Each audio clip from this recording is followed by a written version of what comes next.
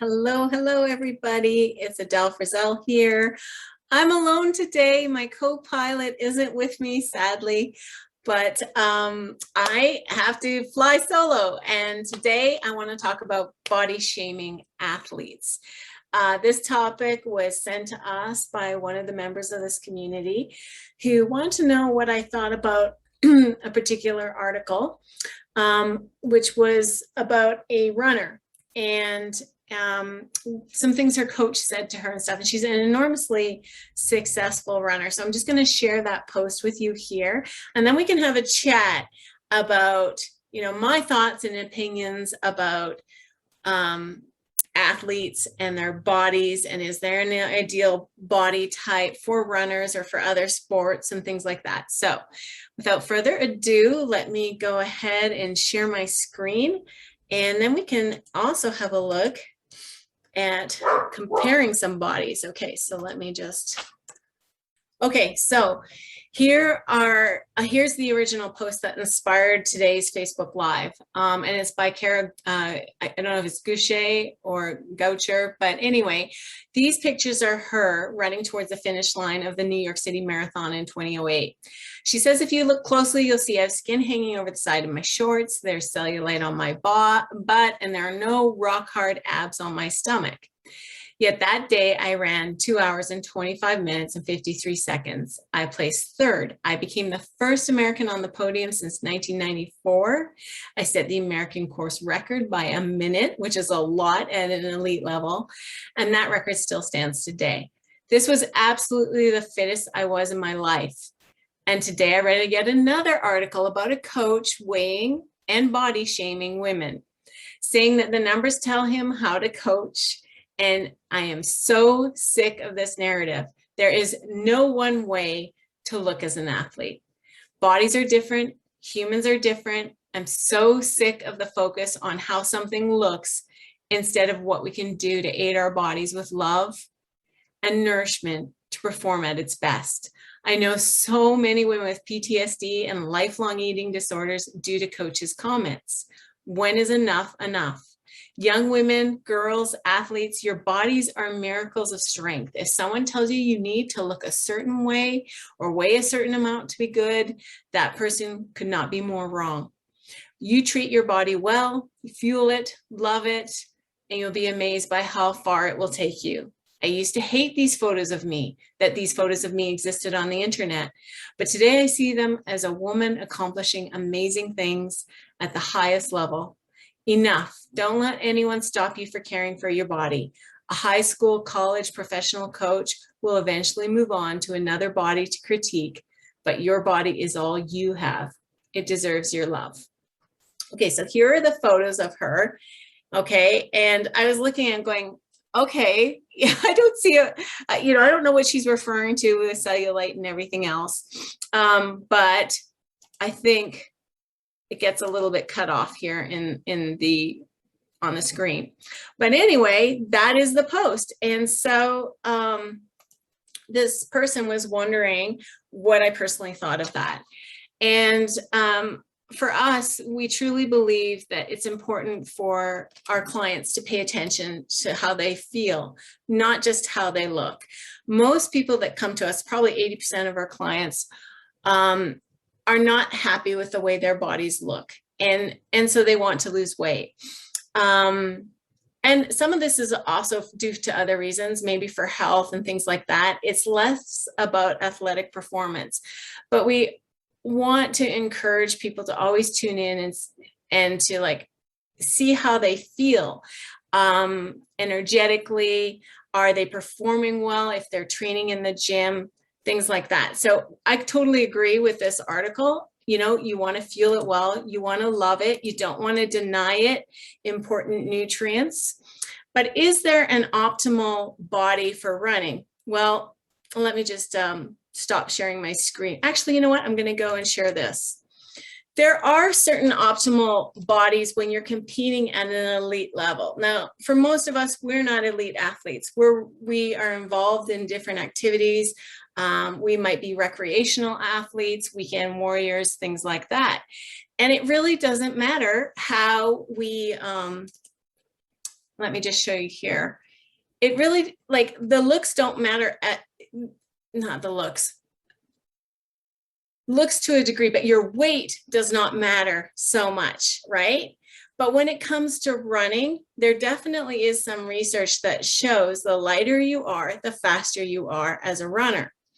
But that doesn't mean that there's no idea. It doesn't mean that there is an ideal running weight, because you really need to measure your weight against your performance. So if your body weight drops too much and your performance starts to suffer, you obviously need to eat a little more, right? And it's really important to fuel yourself with the right foods. I'm just referring to my notes here. So you can't, and another important point is you can't maximize performance gains and weight loss at the same time, okay? Typically for athletes, what they'll do is they will go into different cycles where they lose weight just before they go into a show if they're a bodybuilder or a competitive running season. And then the off season, they put on a little bit more weight and they get stronger and they feel better and their immune system is better and they have more energy, and also their motivation comes back to train hard, like to lose some more weight and go into competition. And so those cycles are very much a normal part of an athlete's career. And a lot of people don't realize that. A lot of people think that, you know, what they see on a magazine cover, like a bodybuilder, that's what she looks like or he looks like year round, and it's untrue. Most of them gain 10, 20 pounds in the off season, and they look a little bit softer, but they feel better. They can train harder. They can maximize the muscle gain and things like that. So when you're thinking about your own approach, you might want to consider a similar thing. If you're really involved in any type of athletic goal, you might want to consider that always trying to keep your weight very, very low could hinder your performance. Okay, so what do bodies look like that perform well? Well, there are different optimal physiques when you're competing at a high level for different sports, all right? If you're bodybuilding, there is an optimal physique. That's what people get judged on. That's probably the sport where looks matter the most, right? Now, if you're a runner, being lighter is associated with faster running times. And for other types of sports, such as shot putting, weightlifting, swimming, high jump, and stuff like that, there are other physiques. Gymnasts tend to be very small, compact, and light. Jumpers tend to be very tall. So let me just show you what I mean here. Okay, now when you're looking at these bodies, you might be really surprised that they all look so different. They're different heights, they're different levels of leanness, they're different levels of musculature, and yet in your mind, you might be thinking, you know, an athlete has a certain body type or look, right? And they don't. They're all different, and their bodies have adapted to the demands of their sport. So let's have a look here. This person is a soccer player, 6'3", 195 pounds. Wrestler, 5'8", 167 pounds, tend to be more small and compact. Basketball players, we know that they tend to be tall. What's really important for a basketball player is their wingspan, the length of their arms. This fellow here, wrestler, 6'2", 286 pounds. So there you go, two different body types between these two wrestlers. Bodybuilding, she is 5'8". There are bodybuilders who are much shorter than that, 135 pounds, but you can see the amount of muscle on her. Weightlifting, also a lot of muscle here. Weightlifting as well. Rhythmic gymnastics, okay, 85 pounds. This is one thing I noted about the gymnasts is they tend to be on the shorter side, but she is also a rhythmic gymnast, 5'6", 112 pounds. So more of a normal height, 5'6", maybe even on the taller side. Adventure racing, I used to adventure race. They come in all shapes and sizes, 5'6", 138 pounds. Long distance running, 82 pounds, 4'11". Sprint and long jump, 105 pounds, 5'8". She's missing her bottom leg, right? Athletes come in all shapes and sizes. Long distance running, 5'4", 105 pounds. Heptathlon, okay, tall. Here's our other tall folks. High jump, she's 6'2", he's 6'1.5 inches. Gymnast, 85 pounds, 4'8". Trampoline, triple jump, 5'6", 130 pounds, and wrestling. Long distance running, 6 feet, 146 pounds. Typically, your long distance runners are leaner and don't carry as much muscle mass, and their upper arms are also thinner. Marathon, he's 115 pounds, 5'6". Decathlon, 185 pounds, 6'2". He's a marathon runner, 5'4", 114 pounds. He does running, but 800 meters sprint. The sprinters tend to have a bit more muscle mass. Some of this is due to the fact that they're not just doing sprinting either. They're also doing weight training. Okay, hammer throw, discus, javelin, shot put, shot put. You can see shot put tend to be stockier people. I myself competed in shot put when I was in junior high. You know, I'm built more for strength sports. Boxing, basketball, again on the tall side at 6'4". Golf, baseball, handball, beach volleyball, they tend to be taller. Soccer, 5'10". I noticed that soccer athletes tend to be on the shorter side. Basketball, 6'6", boxing, 5'9". And that's not to say you can't play soccer, right? It's just that there does tend to be common physiques with different sports. Football, 6'4", 270 pounds. Swimming, 5'11". Cycling, 6'2", basketball, she's 5'8", 150 pounds, and so on.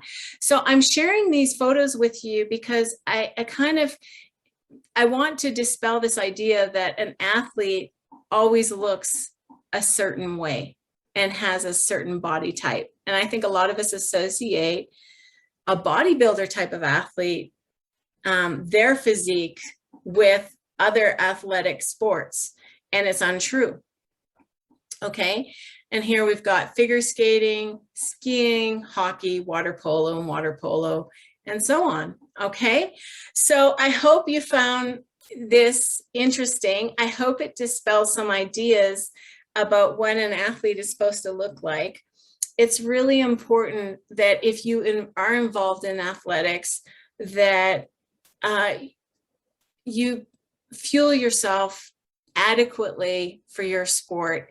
Also, that you're not always seeking, thinking that thinner and smaller is better, because there is a tipping point where you get into health problems, where you can develop amenorrhea, which is a loss of your period. You can lose bone density. This is a problem, especially with gymnasts and stuff who they really want them to be light, and coaches will push them to extreme levels of leanness. Same with runners.